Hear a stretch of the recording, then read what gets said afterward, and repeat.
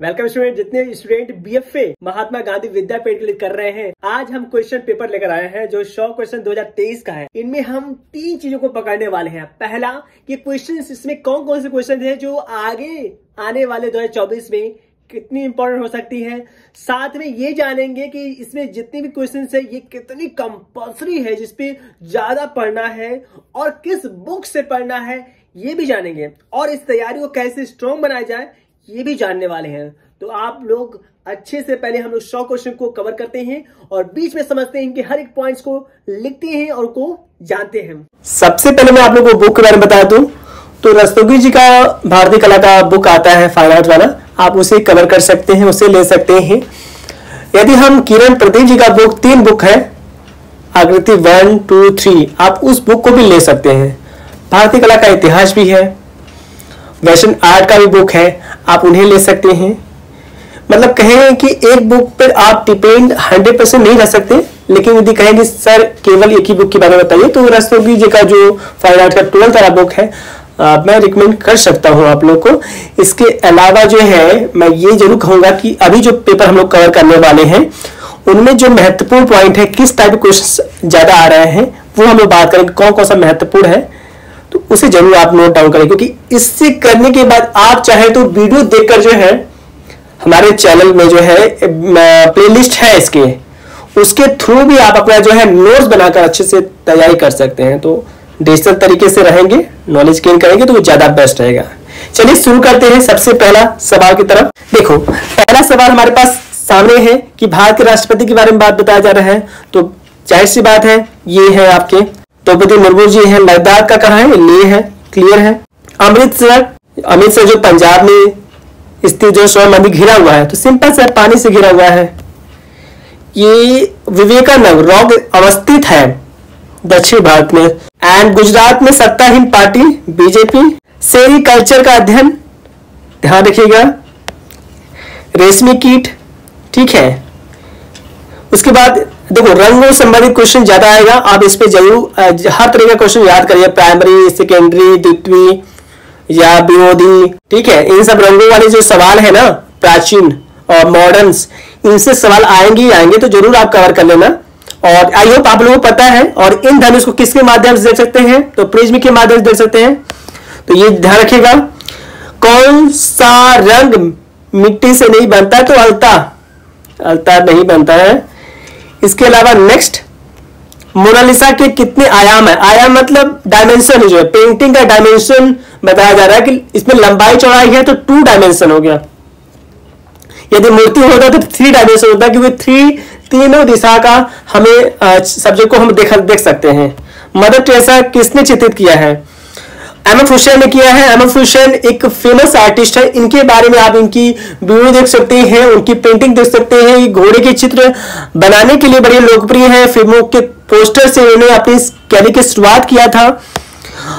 JJ. से इन्होंने शिक्षा लिया है और इनके ऊपर विवाद भी हुआ है, तो ये सारा वीडियो उस पर आप देख के आप कर सकते हैं।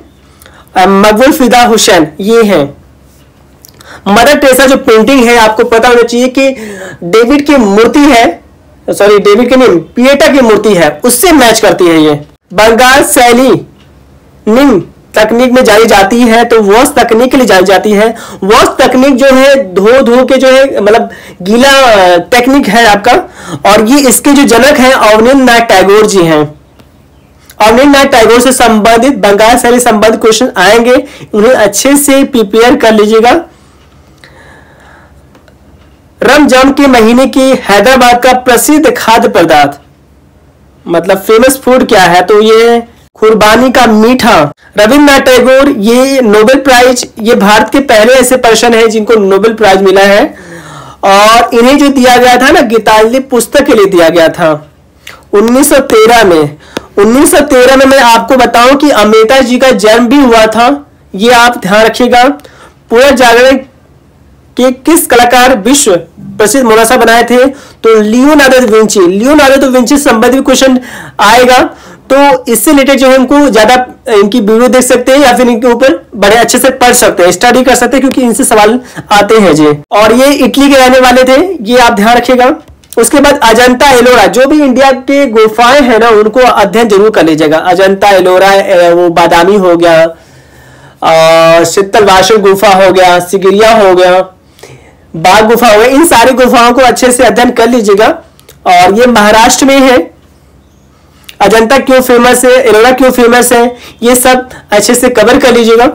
यदि आप लोग चाहते हैं कि आप लाइव जो है क्लासेस लिया जाए शाम के समय महत्वपूर्ण क्वेश्चन से, तो आप लोग जो है मैसेज कर सकते हैं। मैक्सिमम लोग का मैसेज हम चाहेंगे कि मिले, ताकि हमें पता चले कि ज्यादा लोग इंटरेस्टेड हैं। गुफा चित्र कब के हैं, तो ये है आरंभिक इतिहास से है, क्योंकि आपको पता होना चाहिए कि प्रागैतिहासिक काल इसमें शिकार के चित्र बनाए जाते थे गुफाओं के अंदर, तो शुरुआत ये लगभग 30,000 ईसा पूर्व की है। मिस्र के राजाओं ने पिरामिड का निर्माण का उद्देश्य क्या था, उनका मुख्य उद्देश्य क्या था, ये उद्देश्य पूछा जा रहा है। तो उद्देश्य जो था इनका ना, राज परिवार के मृत सदस्यों को दफनाने के लिए, ठीक है। हम्पी विजयनगर किस लिए प्रसिद्ध है, हम्पी विजयनगर किस लिए फेमस है, तो याद रखिएगा भित्ति चित्र के लिए फेमस है। पोस्टर का मेन उद्देश्य क्या है, वो है प्रचार। रवि वर्मा से भी क्वेश्चंस आते हैं, उनको जरूर कवर करिएगा। ये इंडिया के फेमस आर्टिस्ट हैं और ये देवी देवताओं के चित्र के लिए और केरल के रहने वाले हैं। इनके ऊपर फिल्म भी बन चुकी है, तो इनके ऊपर भी जो है आप इंफॉर्मेशन कवर कर सकते हैं। इसके अलावा हम बात करते हैं प्राइमरी रंग के बारे में। जैसे कि मैंने कहा कि रंग एक इंपॉर्टेंट टॉपिक है, तो आप उससे जरूर कवर कर सकते हैं। तो प्राइमरी कलर 3 होते हैं, जिसमें कि रेड, ब्लू, येलो और एक ये ट्रायंगल होता है। उसके तरीकों को भी तरीका है स्टूडेंट्स, आप उसके थ्रू भी जो है आप समझ सकते हैं। इसका भी एक सूत्र है, इस सूत्र के थ्रू भी आप, मैंने इसके ऊपर वीडियो बना रखा है, आप जाकर उस पर चेकआउट अवश्य कर लीजिएगा। इसकी बात करते हैं कि कलमकारी चित्रण और ब्लॉक चित्रण में उपयुक्त होने वाला डॉय बनते हैं, तो ये रासायनिक होते हैं। लिखा गया है कोनलपल्ली खिलौने की हस्तलिपि का उद्योग कहाँ स्थित है, याद रखिएगा कृष्णा स्थान पर है। अब बात करते हैं ताजमहल का निर्माण किस याद में किया गया, तो मुझे आशा है कि आप लोगों को पता होगा। तो मुगल वंश से भी आप अकबर, जहांगीर के समय की कला के बारे में, चित्रकला के बारे में वो जान सकते हैं, उससे रिलेटेड भी जो है आएगा। 1000 स्तंभों का मंदिर स्थित है, तो ये कहाँ स्थित है, याद रखिएगा, ये है विशाखापट्टनम। बोरा गुफा कहाँ है, ये है विजयवाड़ा। तो गुफा संबंधित क्वेश्चन आ रहा है, आप ध्यान। कैलीग्राफी का अर्थ क्या है, हस्तशिल्प। अजंता की चित्रकारी का प्रभाव, देखो अजंता में आप गौतम बुद्ध से संबंधित ढेर सारे चित्र आपको देखने को मिलते हैं, और उन्होंने पहला उपदेश कहाँ दिया था, इससे भी क्वेश्चंस रहते हैं, तो आप जरूर इसको कवर कीजिएगा। जैसे कि मैं बता दूं कि इन्होंने उपदेश सारनाथ में दिया था। इनकी बहुत सारे सारनाथ में बहुत सारे ऐसे थ्योरी है जो वहां कनेक्टेड है, उससे क्वेश्चंस भी आ सकते हैं, तो उन्हें जरूर कवर करिएगा। स्तंभ से ऐसे क्वेश्चंस आएंगे, जैसे कि महावीर जी जैन के जो प्रवर्तक हैं, और यदि हम गौतम बुद्ध के बारे में बात करते हैं, उससे रिलेटेड क्वेश्चंस आ सकते हैं। अब बात करते हैं यहाँ पर अजंता की चित्रकारी का आधार क्या है, तो वो है बौद्ध, क्लियर हुआ। और यहाँ पर सिस्टाइन चैम्बर के चित्र के चित्रकार थे, तो वो थे माइकल एंजेलो थे, ये आप ध्यान दीजिएगा।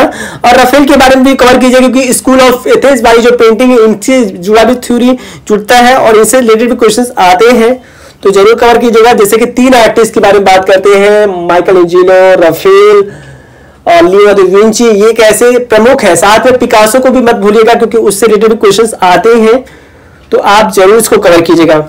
आगे बढ़ते हैं। लघु चित्रकारी का श्रेयदाता का कौन है, तो वो है राजा और अभिजात जन, मतलब किंग्स एंड नोबल्स मैन। लोक कला एक प्रकार क्या है, तो ध्यान दें, लोक कला जो है तो ये है ग्रामीण जन, ठीक है। क्योंकि देखो लोक कला हमारे शुरुआती समय से ही चीजें आ रही हैं, तो रूरल पीपल्स होगा इसका राइट आंसर होगा।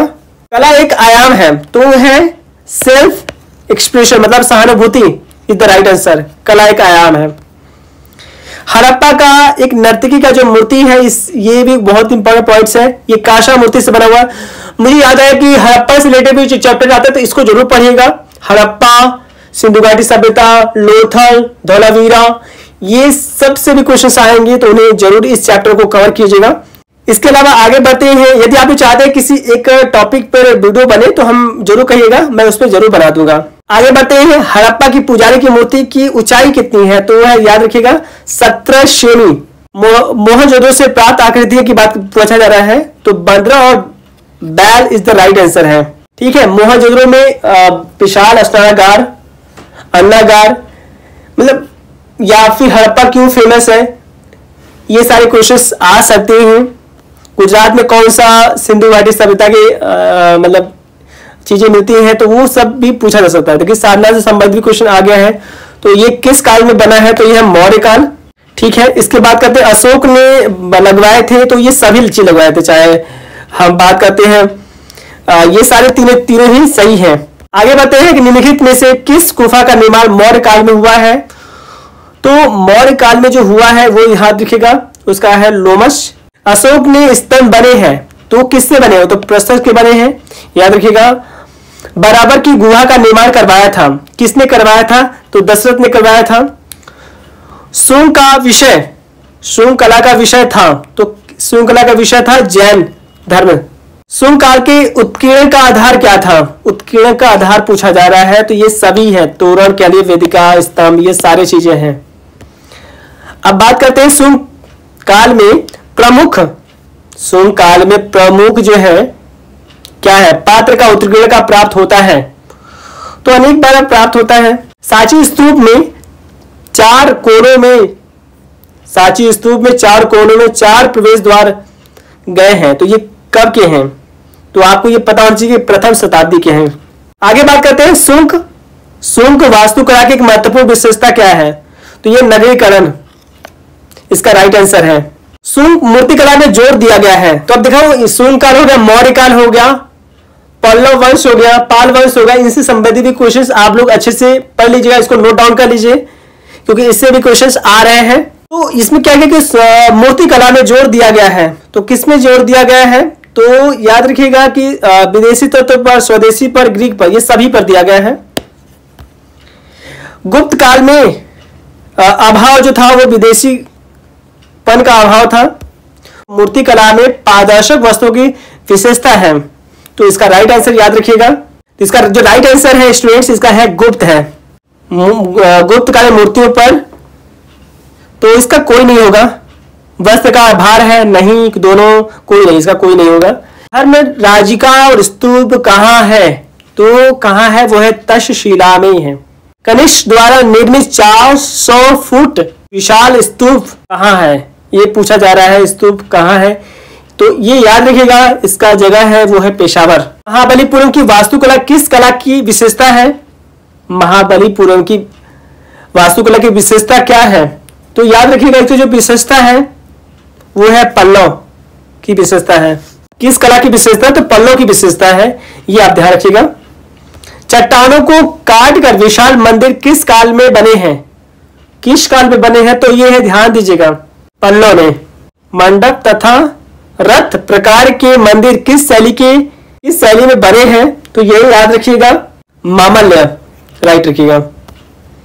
कैलाश मंदिर का निर्माण किसने कराया था? तो नरसिंह वर्मन ने कराया था, ये आप ध्यान रखिएगा। तंजौर का राज मंदिर किस शैली का बना है? किस शैली का बना है? तो याद रखिएगा, राज शैली का बना है। राजपूत चित्र शैली का पहला वैज्ञानिक विभाजन किसने किया था? तो आनंद कुमार स्वामी ने किया था। निम्नलिखित में से कौन सा राजपूत शैली के प्रकार है? तो याद रखिएगा, इसका जो राइट आंसर है मेवाड़। ठीक है, मेवाड़ इसका राइट आंसर है। अगला सवाल हमारे पास आता है कि राजस्थान में भित्ति चित्रों में चिरकाल तक सुरक्षित रखने वाला विशेष आलेखन पद्धति को क्या कहते हैं? तो आराइश कहते हैं। बनी ठनी किसने बनाया था? बनी ठनी, देखो राजस्थानी से संबंधित क्वेश्चंस आते हैं, तो राजस्थानी चैप्टर को अच्छे से गेन करें, उसमें मैक्सिमम राजाओं का बात आता है, और ये निहाल चंद की जो पेंटिंग है बनी ठनी, इनसे रिलेटेड भी क्वेश्चंस आ जाते हैं, तो उन्हें जरूर कवर कर लीजिएगा। निम्नलिखित में से कौन बिंदु शैली के चित्रकार हैं? बिंदु शैली के चित्रकार तो सारे लोग हैं, चाहे आप सूर्यजन जी की बात करते हैं, आमा जी की बात करते हैं, रामलाल जी, ये सभी लोग जो हैं बिंदु शैली के कलाकार हैं। चित्रकला की सफाविद शैली की शुरुआत तो हुमायूं के समय हुई थी, और ये दोनों ही कलाकार के बारे में अब्दुल समद और मीर सैयद भारत में कौन लाया था? तो हुमायूं ने लाया था। क्योंकि जैसे मुझे इनसे रिलेटेड भी कुछ कहानियां आती हैं, जैसे कि ये कहाँ टिक गए थे, किसकी वजह से भाग गए थे, और 2 आर्टिस्ट आए थे और ये यहीं पर उनकी चीजों को लेकर उन्होंने कौन सा पुस्तक लिखवाया था। तो पुस्तक से रिलेटेड भी क्वेश्चंस आते हैं, तो आप जरूर कवर कर लीजिएगा। ठीक है, तो ये मैंने आपके सामने क्वेश्चन रख दिया ताकि आप अपने पॉइंट को लेकर हम एक्टिव हो जाए। इनको नोट डाउन जरूर कर लीजिएगा। पूर्व का राफेल किसको कहा जाता है? तो वो है बेहजाद को। बेहजाद एक ऐसा व्यक्ति है जो दाढ़ी युक्त चेहरे बनाने के लिए फेमस था। बाबर के समय में एक चित्रकार था। आप मुझे जरूर बताइए यदि आपको पता है, कमेंट में लिखिएगा कि कौन है, क्योंकि आपको पता है बाबर तो नहीं कर पाया क्योंकि 4 साल में ही अपना युद्ध विस्तार में लगे थे, लेकिन उनके समय में आर्टिस्ट थे और उस आर्टिस्ट का नाम क्या है, इसका जवाब में लिख सकते हैं।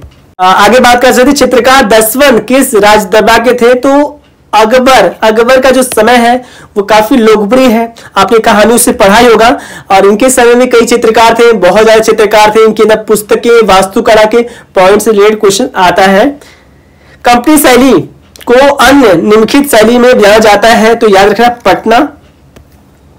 कला आंदोलन का अगुआ कौन थे? तो अवनींद्रनाथ टैगोर जी थे। इनका ही वजह से जो है शांति निकेतन के अंदर जो है ये जो कला स्कूल खोला गया है, इन्हीं की वजह से खोला गया है, ये आप ध्यान रखिएगा।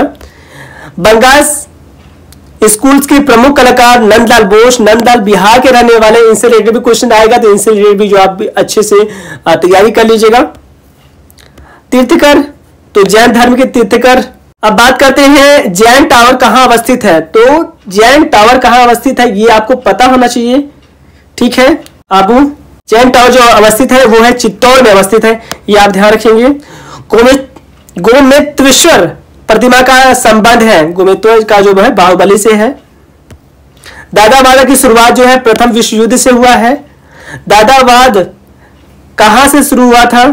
तो ये याद है स्विट्जरलैंड से हुआ था। दादावाद ने नींव रखी थी यथार्थवाद। दादावाद का आधार कार्य क्या था? मतलब देखो, अब ये दादावाद जैसे शैलियों से भी क्वेश्चन आ रहा है, तो पिकासो की घनवाद शैली हो गया, यदि यथार्थवाद या फिर एक्शन पेंटिंग के कलाकार। तो मॉडर्न आर्ट की जो भी शैलियां हैं, भाववाद, हाई रेशा जैसे तमाम तरह की शैलियां, उनसे रिलेटेड भी क्वेश्चन पूछे जाएंगे, तो उनको अच्छे से प्रिपेयर करिए। मैंने इस पे वीडियो बनाया है 20-25 मिनट का, उनको देखकर आप अपने प्रिपरेशन कर सकते हैं, उसको और विस्तार से गहन अध्ययन कर सकते हैं। I hope. दादावाद का आधार क्या है? तो ये याद रखिएगा, अमूर्तन कला। मार्शल ने अपने संग्रह की वस्तु को क्या कहते हैं? तो उसको रेडीमेड कहते हैं। फाववाद का शुरुआत पहले 1904 से लेकर 1910। निम्नलिखित में से कौन सा फाववादी है? फाववादी पूछ रहा है, इसमें कौन है फाववादी? आप लोग को पता है, मैटिस है। फाववादी को क्या कहते हैं? जंगलवाद कहते हैं। फाववादी का मतलब क्या है, मतलब फाववादी क्या है? तो ये याद रखिएगा, ये निश्चित आकार। फाववाद के रंग पूछ रहा है, तो रंग याद रखिएगा, चटकीले रंगों का प्रयोग उन्होंने किया। देख रहे ये विदेशी शैली सवाल बहुत ज्यादा पूछा है, तो मतलब अच्छे से विदेशी शैली को कवर कर लीजिएगा। यदि आप कहेंगे कि दोबारा इस पे वीडियो बनाया जाए, तो आप लोग मैसेज कर सकते हैं, मैं इस पे वीडियो बना सकता हूं, या आप कहेंगे कि इस पे एक लाइव क्लास लिया जाए विदेशी तकनीक पे, तो मैं जरूर क्लास लेने वाला हूं 1 घंटे का। आगे बढ़ते हैं। यहाँ पर जब रेखाएं एक बंद क्षेत्र का निर्माण करती हैं, तो यह निम्नलिखित किसका निर्माण है? तो ये याद रखिएगा, ये सभी, चाहे रेखा का बात करें, स्थान, बनावट। अगला सवाल है, इसका तात्पर्य किस चीज के महसूस करने या देखने के तरीके में से है? इसका तात्पर्य किस चीज के महसूस करने या देखने के तरीके से है, जिसे जैसे कि उन्हें कुछ महसूस होता है? तो इसका राइट है, बनावट से होता है। मतलब जो भी चीजें महसूस होंगी ना, वो बनावट के आधार पे होगी। निम्नलिखित में से कौन कला के किसी कार्य में या आसपास एक स्थान की सतह है? द्वियामी, त्रियामी, नकारात्मक या सकारात्मक हो सकता है, तो इसका है क्षेत्र स्थान। आगे बात करते हैं, ऊंचाई, चौड़ाई, मोटाई का क्या है? ये ध्यान रखिएगा, ये है आकार।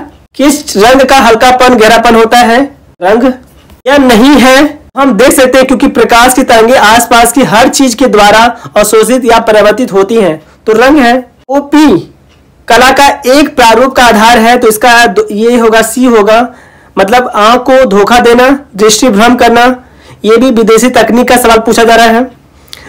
क्षैतिज रेखा, अभी देखो कला, ये टेक्निकल जो थ्योरी है ना, वो जरूर पढ़ने वाला, जैसे कि जो भी आप मटेरियल यूज करते हैं, पेंसिल, कलर्स, या जो भी टेक्निकल चीजें हैं उनसे रिलेटेड भी क्वेश्चंस आते ही आते हैं, वो जरूर कवर कर लिया। प्रिंट कला को भी कवर कर लीजिए, छापा कला को। तो इसका राइट आंसर क्या है पूछा जा रहा है। तो इसका जो राइट आंसर है लुप्त बिंदु। रेखा पर वह बिंदु जहां पर समांतर रेखाएं लुप्त होती हैं तो वो है लुप्त बिंदु। इसी रंग को गहरा करने के लिए उसमें काला मिलाने में से कौन सा सत्य कथन बनता है। तो इसका जो राइट आंसर है आया मूर्तिकला निम्नलिखित में से किस मुख्य प्रकार के एक है। तो याद रखिएगा ललित कला 5 प्रकार की होती है, तो उनके बारे में क्वेश्चन आता है, तो आप जरूर से कवर कर लीजिएगा। और विश्वविद्यालयों से संबंधित भी क्वेश्चन आ सकते हैं, संग्रहालय से संबंधित क्वेश्चन आ सकता है कि कहाँ संग्रहालय है, म्यूजियम है, उससे रिलेटेड भी आप जो है कवर कर लीजिएगा। निम्नलिखित में से कौन सा आकार सतह की गुणवत्ता का वर्णन करता है, सतह की जो है बनावट करता है। निम्नलिखित में से कौन सी पारंपरिक कला का सामग्री है। तो बनावट ये सभी है। ललित कला अकादमी की स्थापना की बात की जा रही है, तो ये पहला पॉइंट है। ड्यूचैम्प की रचना फाउंटेन। रोको पेंटिंग के जनक कौन है। रोको पेंटिंग है जीन एंटोविंटू। प्रभाववाद किस देश की विकसित चित्रशैली है। फ्रांस। धन्यवादी चित्रकार कौन थे। पिकासो रिलेटेड भी क्वेश्चन आए थे, इनको अच्छे से कवर कर लीजिएगा। ये एक महत्वपूर्ण व्यक्ति है, इनकी पेंटिंग से संबंधित इनके बारे में जरूर क्वेश्चन पूछ लेता है। गोथिक कला फ्रांस के किस शताब्दी की जन्मी है। तो 12वीं। निम्नलिखित में से रेशक के चित्रकार का नाम पूछा जा रहा है, तो याद रखिएगा इनका के जो चित्रकार है ये सभी लोग हैं। तो ये सारे पॉइंट्स हैं, जो भी महत्वपूर्ण बातें बताएं, यदि आपने नोट डाउन नहीं किया, नोट डाउन कर लिए, क्योंकि यदि आप महात्मा गांधी विद्यापीठ का फॉर्म यदि एग्जाम दे रहे हैं या फिर और भी एग्जाम देंगे, इन सारे एग्जामों के लिए बहुत कारगर है। मुझे उम्मीद है कि जितने पॉइंट्स मैंने बताए हैं उसको अच्छे से नोट डाउन कर लीजिएगा, उसको रिवाइज अवश्य कर लीजिएगा। जितना अच्छे से उस पर अध्ययन करेंगे, मेहनत करेंगे, आप सफल जरूर होंगे। यदि आपको थ्योरी और प्रैक्टिकल की रेगुलर स्टडी करनी है तो हमारी ऑनलाइन क्लासेस चलती है और साथ में वाराणसी में ऑफलाइन क्लास चलती है, आप ज्वाइन कर सकते हैं। और आप चाहते हैं कि थ्योरी कि आपको टोटल जो है प्लेलिस्ट मिल जाए और साथ में नोट्स मिल जाए, जिससे मैं अपनी तैयारी स्ट्रांग कर सकता हूं, तो इन दोनों के लिए जो है यहाँ नंबर दिया गया है, यहां से आप संपर्क कर सकते हैं और जुड़ सकते हैं। और भी कोई क्वेरी है, आप चाहते हैं कि स्पेशली लाइव क्लास चाहते हैं, तो आप मोस्टली जो है हम चाहेंगे कि करीब 10 लोग मैसेज करें लाइव क्लासेस के लिए, तो हम जरूर जो है शाम के समय आधे घंटे का महत्वपूर्ण क्वेश्चन पे लाइव क्वेश्चन हम आपको लाएंगे। लेकिन आप लोगों को मिलकर जो है इस पे वोटिंग करनी है। तो आइए मिलते हैं, उम्मीद करते हैं कि अपनी तैयारी में आप स्ट्रांग से लगे रहेंगे। मिलते हैं खास वीडियो के साथ, तब तक के लिए नमस्ते, जय हिंद, जय भारत।